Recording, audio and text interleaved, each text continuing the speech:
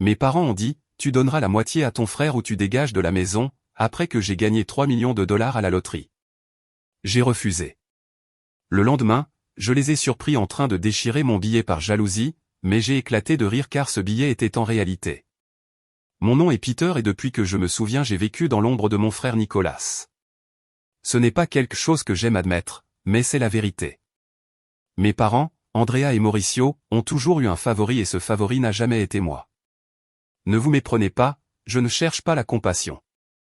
Je veux juste raconter mon histoire, parce que ce qui m'est arrivé récemment a tout changé et j'ai besoin de le sortir de ma poitrine. J'ai grandi dans une maison modeste dans un quartier tranquille. Nous étions une famille de classe moyenne avec un toit sur nos têtes et de la nourriture sur la table, mais il y a toujours eu une différence claire dans la façon dont mes parents traitaient Nicolas et moi. Depuis notre enfance, Nicolas était l'enfant prodige, celui qui recevait toujours les éloges. S'il obtenait une bonne note, ma mère accrochait son bulletin sur le frigo comme si c'était une œuvre d'art. Si j'obtenais une note égale ou meilleure, je recevais à peine un bien joué et un changement de sujet. Si Nicolas voulait un nouveau jouet, mes parents se mettaient en quatre pour le lui obtenir. Si je demandais quelque chose, on me disait qu'il n'y avait pas de budget ou que je devais apprendre à le mériter.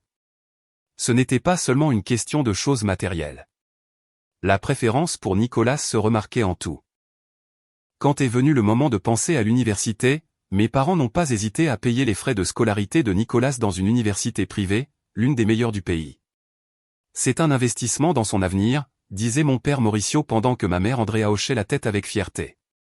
Nicolas voulait étudier la gestion d'entreprise et mes parents voyaient en lui le prochain grand entrepreneur de la famille. Moi, en revanche, j'ai dû me débrouiller tout seul. Je voulais étudier l'ingénierie, mais quand je leur ai demandé de l'aide, ils m'ont regardé comme si j'avais demandé la lune. Nous ne pouvons pas le payer, Peter. Tu dois chercher une bourse, m'a dit ma mère d'un ton qui n'admettait aucune discussion. Alors j'ai travaillé. Le jour, je servais des tables dans un restaurant et la nuit, j'étudiais comme un fou pour maintenir mes bonnes notes et ne pas perdre la bourse partielle que j'avais obtenue.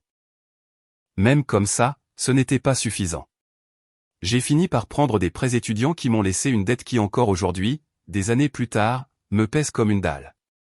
Pendant ce temps, Nicolas vivait sans souci, avec ses dépenses couvertes et beaucoup de temps libre pour sortir avec ses amis ou voyager en vacances.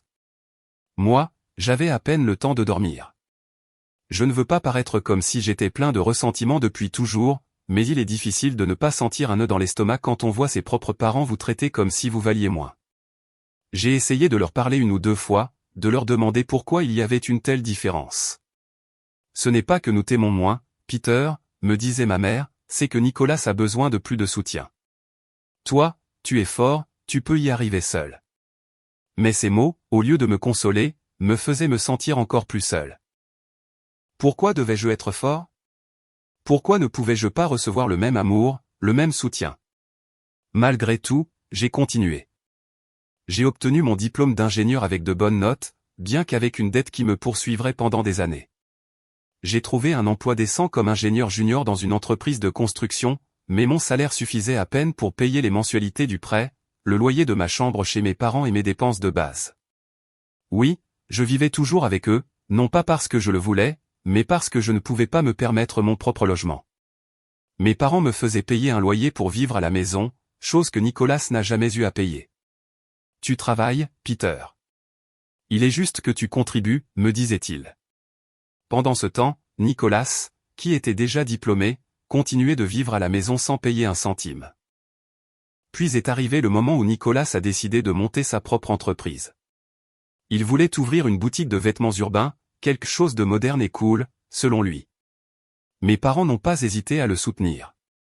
Ils ont retiré toutes leurs économies, celles qui soi-disant n'existaient pas quand j'ai demandé de l'aide pour mon université, et les ont données à Nicolas pour qu'il loue un local, achète de la marchandise et embauche du personnel. C'est une grande opportunité pour lui, disait mon père. Nicolas a une vision. Il ira loin. Je l'ai regardé en silence, me demandant comment il pouvait être si aveugle. Nicolas n'avait aucune expérience, il n'avait pas fait de plan d'affaires solide et son idée semblait plus un caprice qu'un projet sérieux. Un an plus tôt, j'avais aussi essayé d'entreprendre.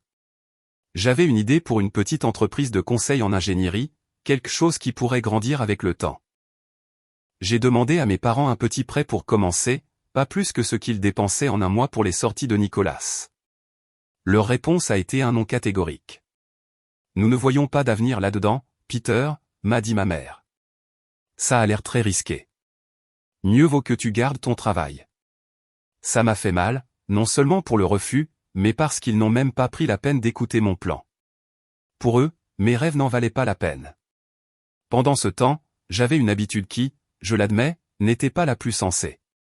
J'achetais des billets de loterie. Ça a commencé comme une bêtise, une façon de rêver à quelque chose de mieux. Chaque semaine, je dépensais quelques pesos pour un billet, imaginant que peut-être, juste peut-être, la chance me sourirait. C'était ma petite évasion, ma façon de m'accrocher à l'espoir qu'un jour je pourrais sortir du trou dans lequel j'étais. Mes parents et Nicolas se moquaient de moi pour ça. Tu jettes ton argent par les fenêtres, Peter, me disait Nicolas avec un petit rire. La loterie, c'est pour les perdants. Je ne répondais pas, je rangeais simplement mes billets dans un tiroir et continuais ma vie. Les mois ont passé et l'entreprise de Nicolas a commencé à chanceler. Ça ne me surprenait pas. J'avais vu comment il gérait les choses, il dépensait plus qu'il ne gagnait, embauchait des amis qui ne connaissaient rien aux affaires et prenait des décisions impulsives. Bientôt, les dettes se sont accumulées et mes parents, qui avaient tout investi en lui, ont commencé à s'inquiéter. Moi, pendant ce temps, je continuais à travailler, à payer ma dette étudiante et ma part du loyer, sans que personne ne me demande comment j'allais ou si j'avais besoin de quelque chose. Jusqu'à ce qu'un jour, tout change. C'était un vendredi soir. Comme toujours, je suis passé par l'épicerie du coin et j'ai acheté un billet de loterie. Je n'avais pas beaucoup d'attentes, mais j'aimais vérifier les numéros, imaginer que peut-être pour une fois la vie me donnerait une chance. Ce soir-là, assis dans ma chambre, j'ai allumé la télévision et j'ai regardé le tirage en direct. Les numéros ont commencé à sortir un par un et quelque chose en moi s'est arrêté. 7 14 23 42. Les mêmes numéros que j'avais sur mon billet. Au début, j'ai cru que je rêvais. J'ai vérifié le billet encore et encore, comparant chaque numéro avec soin. Il n'y avait pas d'erreur. J'avais gagné 3 millions de dollars.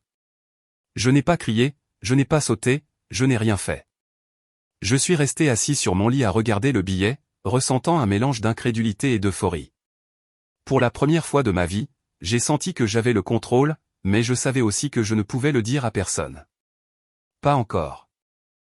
Mes parents et Nicolas n'étaient pas fiables et je ne voulais pas qu'ils l'apprennent avant que l'argent soit en sécurité sur mon compte. Le lendemain, je suis allé au bureau de la loterie pour valider mon billet. Tout était réel. Les employés m'ont félicité. Ils m'ont expliqué que le paiement mettrait entre 15 et 30 jours à arriver sur mon compte bancaire et ils m'ont donné un chèque symbolique géant de ceux qu'on utilise pour les photos. Il était énorme, avec mon nom et le montant de 3,000,000 de dollars écrit en grosses lettres. Nous avons fait une séance photo, j'ai souri pour les caméras et je suis rentré chez moi avec le chèque sous le bras, en train de digérer ce qui se passait. Quand je suis arrivé à la maison, mes parents et Nicolas étaient dans le salon. En me voyant avec le chèque géant, leurs yeux se sont écarquillés. « Qu'est-ce que c'est, Peter ?» a demandé ma mère avec un mélange de curiosité et de suspicion. J'ai pris une seconde avant de répondre, sachant que ce que j'allais dire changerait tout. J'ai gagné à la loterie, ai-je dit en essayant de garder mon calme. 3 millions de dollars. Le silence qui a suivi était assourdissant. Puis, Nicolas a laissé échapper un rire nerveux. « Toi, sérieusement, Peter ?» Mes parents n'ont pas ri. Ils m'ont regardé comme si je venais d'avouer un crime. « C'est vrai », ai-je dit en levant le chèque symbolique. Et c'est là que tout a explosé. Ma mère a été la première à parler. « Peter, c'est une bénédiction pour la famille. Tu dois partager avec nous. Nicolas a besoin de cet argent. Son entreprise a des problèmes. Il a des dettes à payer. Si tu lui donnes la moitié, il peut la sauver et s'en sortir. » Je l'ai regardé, incrédule. La moitié. Après tout ce qu'ils avaient fait, ou plutôt n'avaient pas fait pour moi, Nicolas a hoché la tête comme si c'était la chose la plus logique du monde. Oui, Peter, c'est juste.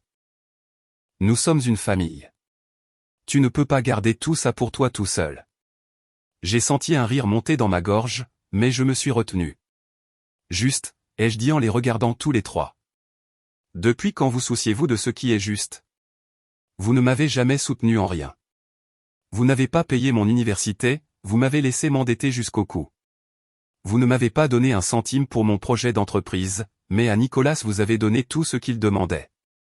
Et maintenant que je gagne quelque chose par moi-même, vous voulez la moitié? Non, je ne vais rien vous donner. L'ambiance est devenue tendue. Mon père, qui était resté silencieux jusque-là, a fait un pas en avant. Peter, ne sois pas égoïste. Si tu ne donnes pas la moitié à ton frère, tu fiches le camp de cette maison. Nous ne voulons pas d'ingrats ici. Je ne sais pas d'où j'ai tiré ce calme, mais je l'ai trouvé. Parfait, ai-je dit. Je m'en vais. Et ne vous inquiétez pas, je n'ai pas l'intention de vous reparler. Vous ne m'avez jamais soutenu, vous n'avez jamais cru en moi. Maintenant que j'ai quelque chose, soudain je fais partie de la famille. Non, merci. La dispute qui a suivi a été un tourbillon. Je leur ai tout reproché. Comment ils ont payé l'université de Nicolas pendant que je travaillais des heures interminables, comment ils lui ont donné toutes leurs économies pour une entreprise qui était maintenant en faillite, comment ils me faisaient payer un loyer pendant que Nicolas vivait gratuitement. Ça a toujours été lui, n'est-ce pas, leur ai-je crié. Ça a toujours été Nicolas l'important, celui qui en valait la peine. Moi, j'étais juste celui qui devait être fort, celui qui devait se débrouiller seul, et bien maintenant je l'ai fait et je n'ai pas l'intention de le partager avec vous. Ma mère a essayé de m'interrompre en disant que j'exagérais, qu'il voulait seulement le meilleur pour tout le monde. Nicolas, de son côté, m'a traité de jaloux. Il a dit que j'avais toujours été jaloux de lui. Je n'ai pas répondu. Ça n'en valait pas la peine. Je suis monté dans ma chambre, j'ai laissé le chèque symbolique sur mon bureau et je me suis enfermé pour planifier mon départ. Je n'allais pas rester un jour de plus dans cette maison. Je me suis levé tôt, décidé à commencer à chercher un logement. Avant de descendre à la cuisine, j'ai réalisé que le chèque n'était pas sur mon bureau. J'ai descendu les escaliers, mais quand je suis arrivé au salon, je me suis arrêté net. Là, il y avait mes parents et Nicolas assis autour de la table de la salle à manger avec le chèque symbolique au centre. Il n'était pas entier, il était en morceaux. Les morceaux de carton étaient éparpillés sur la table, certains déchirés en lanières, d'autres froissés. Ma mère tenait un morceau dans sa main et Nicolas avait une paire de ciseaux. Mon père, avec une expression dure, m'a regardé comme pour me défier. Pendant une seconde, j'ai senti une pointe de panique. Que avait-il fait? Mes parents et Nicolas m'ont regardé et ont dit, nous t'avions prévenu, Peter. Comme tu n'as pas voulu partager, nous avons décidé de déchirer ton chèque. Maintenant tu n'as rien. Qu'est-ce que tu vas faire sans ton petit argent? Par jalousie, a lâché Nicolas en brandissant les ciseaux comme un trophée. Et puis, je ne sais comment, un rire a commencé à se former dans ma poitrine. J'ai essayé de le retenir, mais je n'ai pas pu. J'ai commencé à rire aux éclats, si fort que j'ai failli manquer d'air. Mes parents et Nicolas m'ont regardé comme si j'étais devenu fou. De quoi tu ris? A grogné mon père, clairement agacé. Tu crois que c'est drôle? Mon rire est devenu plus fort. Je ne pouvais pas m'arrêter. Des larmes coulaient sur mes joues et j'ai dû m'appuyer contre le mur pour ne pas tomber. Le visage de Nicolas est passé de l'arrogance à la confusion et mes parents se sont regardés comme s'ils ne comprenaient pas ce qui se passait. Pourquoi tu ris? A crié ma mère en jetant le morceau de carton qu'elle avait dans la main. Nous venons de détruire ton prix. Tu ne comprends pas? Tu ne vas rien toucher. Je me suis essuyé les larmes et j'ai essayé de me calmer, même si mon corps tremblait encore de rire. Ce chèque, ai-je dit en montrant les morceaux sur la table. Ce chèque ne vaut rien. C'est un chèque symbolique, un bout de carton qu'ils m'ont donné pour les photos. L'argent réel est en cours de traitement et sera sur mon compte dans moins de 15 jours. Vous pensiez vraiment que vous pouviez me ruiner en déchirant un bout de papier? Le silence qui a suivi était glorieux. Tous les trois sont devenus pâles comme si on leur avait vidé le sang du corps. Nicolas a laissé tomber les ciseaux et mon père a ouvert la bouche, mais aucun mot n'est sorti. Ma mère a été la première à réagir, bien que sa voix tremble. Peter, ça, c'était une blague. Nous ne le pensions pas sérieusement. Nous voulions juste te donner une leçon. Une leçon. Après tout ce qu'il m'avait fait, mon rire s'est arrêté et j'ai senti une vague de rage monter dans ma poitrine. Une leçon, ai-je dit en faisant un pas vers eux. Quelle sorte de leçon? Que je n'ai jamais rien été pour vous. Que tout ce qui compte, c'est Nicolas et sa maudite entreprise qui ne sert à rien. Non, maman, ce n'était pas une blague. C'était du pur venin, de la pure rancœur. Mais, vous savez quoi? Ça m'est égal, je quitte cette maison et je n'ai pas l'intention de regarder en arrière. Nicolas s'est levé de sa chaise avec une expression qui était un mélange de panique et de désespoir. Peter, attends, ne le prends pas comme ça. Nous sommes une famille. Tu sais que mon entreprise a des problèmes. Si tu me donnes un peu de cet argent, je peux la sauver. Ne sois pas égoïste, mec. Égoïste. Ai-je craché, sentant la rage me brûler de l'intérieur. Égoïste, moi, après que vous m'ayez laissé seul avec mes dettes universitaires, après que vous m'ayez fait payer un loyer pour vivre dans cette maison pendant que tu vivais gratuitement, après que maman et papa t'aient donné tout ce que tu demandais et à moi des miettes. Non, Nicolas, je ne te dois rien. Ni à toi, ni à eux. Mon père a essayé d'intervenir avec ce ton autoritaire qu'il utilisait quand il voulait s'imposer. Peter, calme-toi. Nous sommes tes parents et Nicolas est ton frère.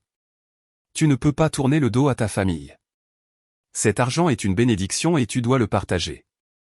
Ce n'est pas une bénédiction pour vous, ai-je dit en le coupant. C'est ma bénédiction. J'ai acheté ce billet de loterie. Je l'ai gagné. Vous vous moquiez de moi parce que j'achetais des billets, vous vous souvenez?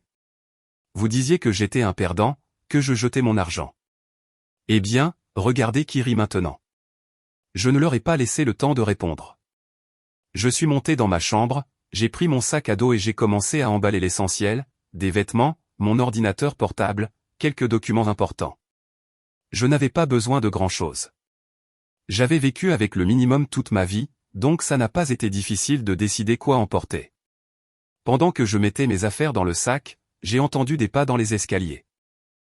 C'était ma mère, les yeux rouges, comme si elle était sur le point de pleurer.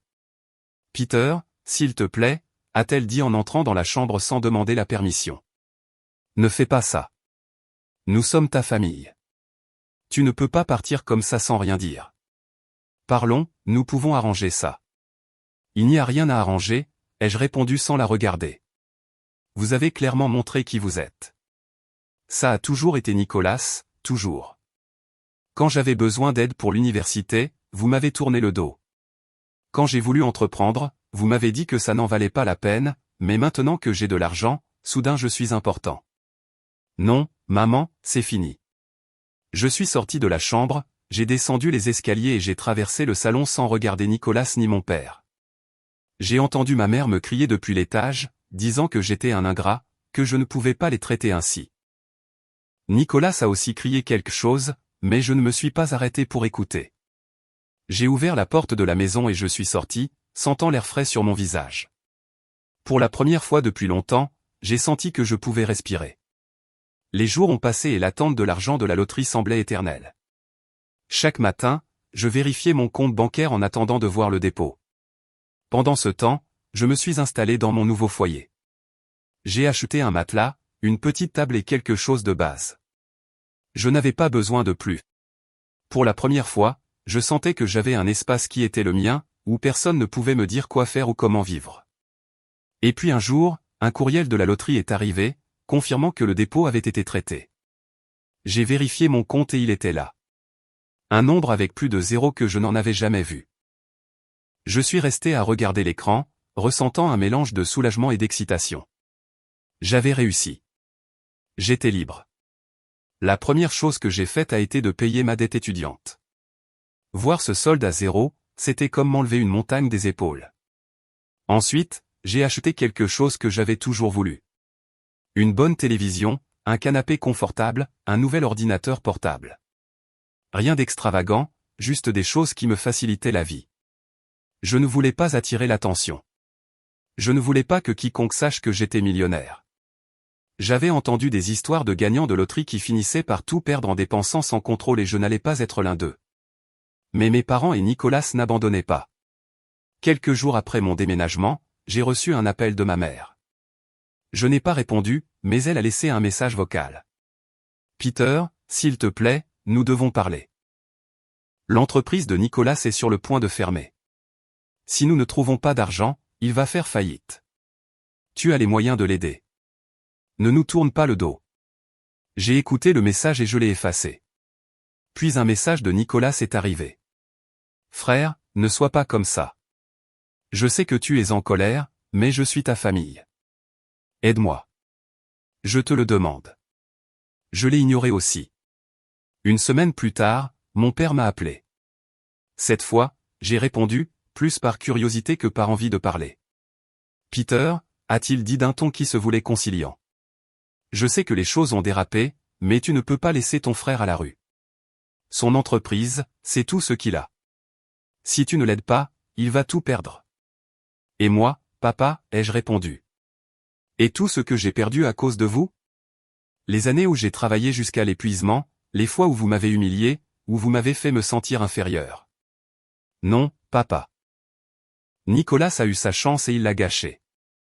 Maintenant, c'est à lui d'assumer les conséquences. Tu es un ingrat, a-t-il crié avant de raccrocher.